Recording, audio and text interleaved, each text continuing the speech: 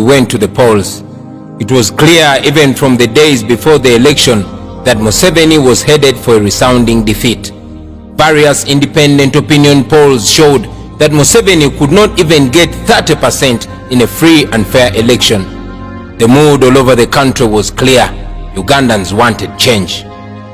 Knowing what awaited him, Museveni started arresting thousands of our supporters, picking them from their homes at night, from their workplaces, or even along the roads, and detaining them in unknown places. Many of our brothers and sisters disappeared and they've never been seen again.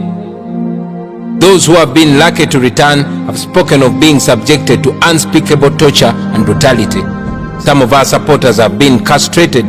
Others have had their eyes and fingernails plucked out, their limbs broken and their manhoods shattered. On 18th and 19th of November last year, on Museveni's orders, more than 100 Ugandans were shot and killed in cold blood. After that massacre, he came out chest thumping and congratulated his boys for a job well done. Up to this day, no one has been held accountable for these crimes against humanity. Just like the cold-blooded murders of Yasin Kauma, Rita Nabukenya, Dani Cheyune, Hakim Sekamwa, Hassan Waliendo, Frank Senteza, and many others, the regime silenced their grieving families, and that was it. The presidential campaign was turned into an exhibition of impunity.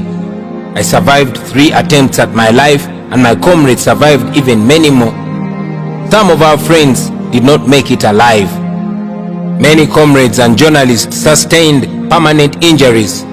2 weeks to the date of voting, my entire campaign team was arrested and subjected to all manner of torture and humiliation before they were thrown into a prison where they are languishing up to the present day.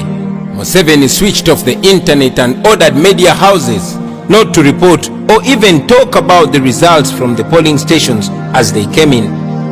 International election observers had already been shut out. Foreign journalists were targeted and some of them were deported for the fear that they would expose the state-inspired violence and election fraud that was happening at that time. With this state of affairs, Museveni, aided by the Electoral Commission and the military, rigged the election like never before in the history of Uganda. In many districts of northern and western Uganda, citizens went to vote at 9 in the morning, but were told that the voting for the president had already ended. They could only vote for MPs and go back home.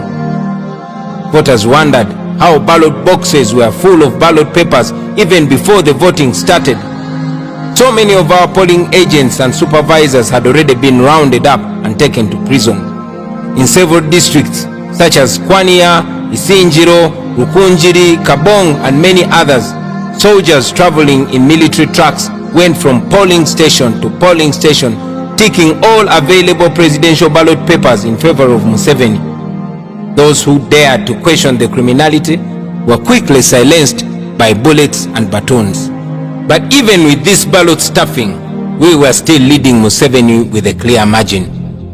And then, Mr. Byabakama, whether on gunpoint or out of collusion, he started reading things which only he can explain where they were coming from. Those who represented us at the National Tally Center spoke of how state operatives filled the entire Tally Center, and it is thought that these are the people who were feeding Mr. Byabakama with the results that he was reading, completely not reflecting what had come from the polling stations. Then on the 16th of January, by 4 p.m., Mr. Byabakama completed the fraud and announced Museveni as the winner. Once again, General Museveni and his small clique of gunmen imposed themselves on the people of Uganda. Up to now, the Electoral Commission is still grappling with forged results. A look at Byabakama's declared results will shock you. These people, they did not apply any smart thinking in their rigging. It was crude. At hundreds of polling stations, the dead resurrected and voted. Byabakama claims that 100% registered voters turned up and voted.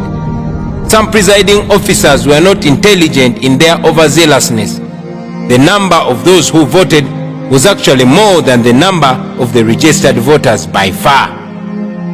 Knowing the kind of election fraud that he had just committed, Museveni quickly placed me under house arrest as hundreds of soldiers surrounded my home